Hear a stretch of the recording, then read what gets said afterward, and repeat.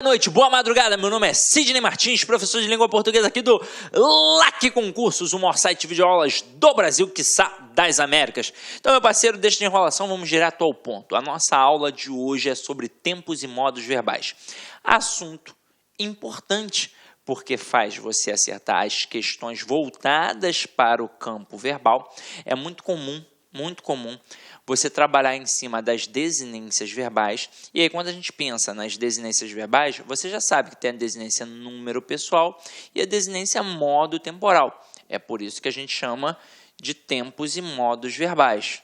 O modo temporal e o tempo verbal, né? O modo verbal e o tempo verbal. Agora, por que então a gente não tem a aula para números e para a situação das pessoas, Sidney? Porque são coisas mais tranquilas. É isso daqui que é mais difícil para o candidato. Sem contar que, além de ter a questão apenas sobre tempos e modos, essa parte do tempos e modos te auxilia nas questões de vozes verbais. Você vai ver na aula de vozes verbais que a gente, para passar da ativa para a passiva, a gente, além de trabalhar com o verbo transitivo direto, que é uma exigência, fazer o cruzamento, transformar o verbo numa locução verbal, eu ainda assim tenho que manter no mesmo tempo e no mesmo modo verbal. O conhecimento de tempos e modos verbais faz você acertar várias questões na prova. Então, vamos cair para dentro para a gente poder entender isso aqui agora. Ó. Então, vamos lá. Ó. O verbo.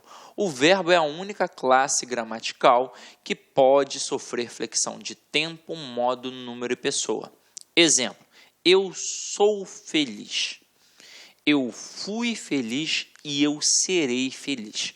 Então, eu tenho uma estrutura no passado, eu tenho uma estrutura no presente e eu tenho uma estrutura no futuro. Então, ó, eu sou feliz é presente, eu fui feliz é passado e eu serei feliz é o quê? É um futuro. Agora, para que a gente possa entender isso para valer, vou mostrar uma parada bacana para vocês. Ó. Pensei em verbo. Pensei num cara muito importante. Pensei num cara que vai indicar ação. Pensei num cara que vai indicar estado. Pensei num cara que vai indicar fenômeno da natureza. É por isso que ele é importante, Sidney? Não. Ele, na verdade, é muito importante porque é responsável por um processo. Que processo é esse? O principal processo do sistema linguístico na língua portuguesa, que é o sistema SVC. Porque ele é responsável. Então, ele me diz quem é ele próprio, ele me diz quem é o sujeito, ele me diz quem é o complemento. Ou seja, o verbo acaba demandando todos os termos da oração. Quem é sujeito, quem é predicado, quem é objeto direto, objeto indireto, por aí vai. Tudo passa por ele. Então, ele é o responsável pela análise morfossintática. Tanto é que a análise nunca foi sintática, é sempre morfossintática. Eu preciso ver a quem um camarada está ligado gramaticalmente para aí sim poder classificar sintaticamente. E a demonstração de que a análise é morfossintática é que o verbo manda numa estrutura em que tem um sujeito, que é a análise sintática, e o complemento, que é a análise sintática, e ele, verbo, que é uma análise morfológica, manda em tudo. Então, o verbo realmente é importante. Agora, no nosso caso aqui, a gente está estudando as desinências. As desinências verbais, que a gente já acabou de apresentar aqui no nosso slide, que é a desinência modo temporal e a desinência número pessoal. Aí agora a gente vai entender por que tempo e modo é mais difícil. Afinal de contas, número e pessoa é muito tranquilo.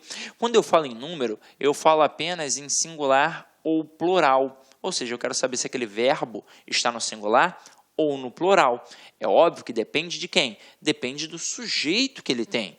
É uma relação básica de concordância verbal. Se o núcleo do sujeito está no singular, o verbo fica no singular. Se o núcleo do sujeito está no plural, o verbo fica no plural. E é isso que a gente vai definir com a variação de número que a gente tem em relação ao verbo. Agora, e em pessoa? O que é aquilo dali? São as pessoas do discurso. Quem fala, com quem se fala e de quem se fala. Então, eu tenho basicamente 3 pessoas do discurso. Só que eu terei 3 no singular e 3 no plural. Então, aqui, ó, primeira, segunda e terceira. Primeira, segunda e terceira. E isso é fácil. Quem é a primeira pessoa do singular? Eu. Quem é a segunda? Tu. Terceira, ele ou ela. Quem é a primeira pessoa do plural? Nós. Segunda, vós. Terceira, eles ou elas. Isso é molezinha. Onde é que o bicho pega? No modo e no tempo. Então, como a nossa aula hoje é de tempos e modos, vamos apagar aqui e cair para dentro para a gente poder entender melhor aquilo dali, ó. Primeiro a gente vai trabalhar aqui basicamente aquilo que mais cai, que é a estrutura dos tempos e modos voltados para o modo indicativo, tá? Então vamos lá aqui, ó. Eu tenho modo, tenho 3 modos verbais. Eu tenho o modo indicativo, o subjuntivo e o imperativo. É de extrema importância que eu entenda o conceito de cada um. E, para nossa sorte, a própria nomenclatura já me dá mais ou menos o conceito. O que é um modo indicativo? É aquele que indica um fato. Eu sei que é muito louco falar isso, mas quando eu falo que é um fato, não precisa necessariamente ser algo real. Existe o fato real, existe o fato hipotético. Agora, é claro que a gente se apega à questão do fato como fato real, mas pega assim, ó, indica um fato que é real, é uma realidade, é algo que é certo. Então, trabalha com uma atitude realista. É assim que funciona. Agora, e o modo subjuntivo? Ele trabalha na contrapartida. Se o indicativo ele trabalha aquilo que é um fato, aquilo que é real, o subjuntivo trabalha aquilo que é uma hipótese, aquilo que é uma possibilidade, aquilo que é uma incerteza. Então, trabalha com uma atitude hipotética. Beleza. Agora, e o imperativo? O que o imperador faz? Ele manda, ele ordena. Então, trabalha com ordem. Como é que isso funciona na prática? Simples. Eu digo assim, ó. João, saia daqui agora. Então, eu acabei de fazer o quê? Dar uma ordem. Então, modo imperativo. Eu digo assim, João, vamos comer agora, porque estou morrendo de fome. Então, vamos comer agora também é o quê? Modo imperativo.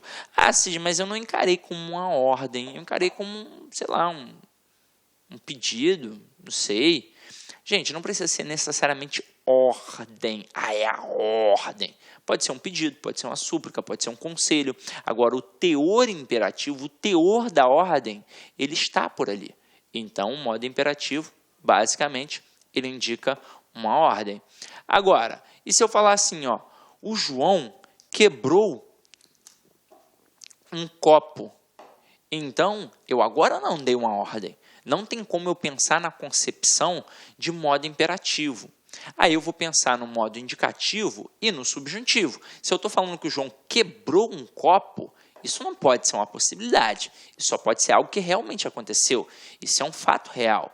Isso é uma certeza. Então, se é uma certeza, é o modo indicativo. E se eu falar assim, ó, João talvez soubesse as respostas da prova. O João sabe, talvez soubesse. Então, é uma possibilidade. Por isso, é um modo indicativo, porque trabalha em cima de uma hipótese. Tranquilo ou não tranquilo? Tranquilo, né? Então, vamos lá. Ó. Próximo agora é o mais difícil. Ó, é o tempo. Aí, quando eu penso em tempo, eu também tenho 3 tempos verbais.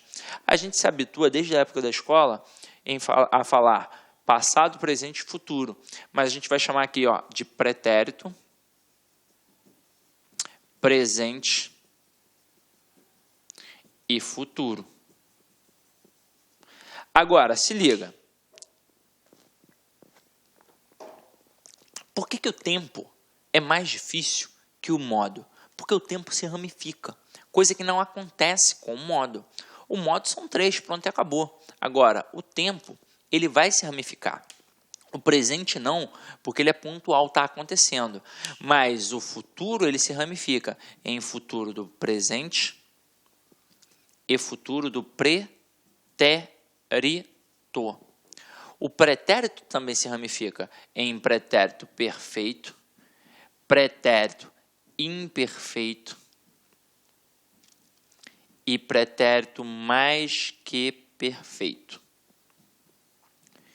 De todos eles, sem sombra de dúvidas, o que acaba caindo mais nas provas é o pretérito, a começar pelo maior número de ramificações, sem contar que o aluno, eu já mencionei isso a vocês, ele não aprende realmente na escola a diferença de perfeito para imperfeito para mais que perfeito. Pode ser até que tenha aprendido, mas talvez tenha esquecido. Mas normalmente eu pergunto, e aí, lembra que você estudou isso na escola? O cara, não lembro. Sabe a diferença? Não sei. E é algo super tranquilo. Basta eu saber o conceito da palavra perfeito. É só olhar no dicionário. A palavra perfeito significa completo. Como assim, Sidney? É isso mesmo? É. Por exemplo, quando o médico entrega o filho na mão das mães, ele sempre diz assim, ó, seu filho nasceu perfeito. Lá na hora do parto, ele disse, seu filho nasceu perfeito. O que significa isso? Que ele nasceu completo, que ele nasceu com boquinha, com bracinho, com perninha, com orelhinha e por aí vai. Então dizer que eu tenho um pretérito perfeito é a mesma coisa que dizer que eu tenho um passado completo. Ou seja, um passado completamente realizado. Como é que isso funciona, Sidney? Você me pergunta, Sidney, o que você fez ontem? Aí eu digo, ontem eu joguei bola. E aí se eu joguei bola, joguei bola. É passado, não é passado? E não já acabou? Já acabou. Então, se já acabou, é um passado completamente realizado. Então, um pretérito perfeito. Agora, e o pretérito imperfeito? Aí se liga. Perfeito é completo. Este prefixo in aqui, ele é um prefixo de negatividade. Então, é óbvio que o imperfeito não vai me dar essa noção de completude. Ele vai negar aquela completude. Aí vai me dar uma noção de quê? De continuidade. Então, vamos anotar aqui, ó. Continuidade. É um processo contínuo, é uma rotina, é um hábito. Então, você me pergunta, Sidney, o que você fazia há 15 anos? Aí eu vou responder, eu só jogava videogame. E aí, na hora que eu respondo que jogava videogame, isso é passado, presente ou futuro. Isso é um passado. Agora, pensa comigo, eu fiz isso só uma vez? Não, era um hábito, era uma rotina. Eu joguei várias e várias vezes. Então, Olá, meus amigos, minhas amigas, e aí, você está gostando aí dessa aula do professor Sidney Martins? Você quer baixar esse material de apoio? Rapaz, aqui você pode baixar esse material de apoio gratuitamente aqui no Lá Concurso.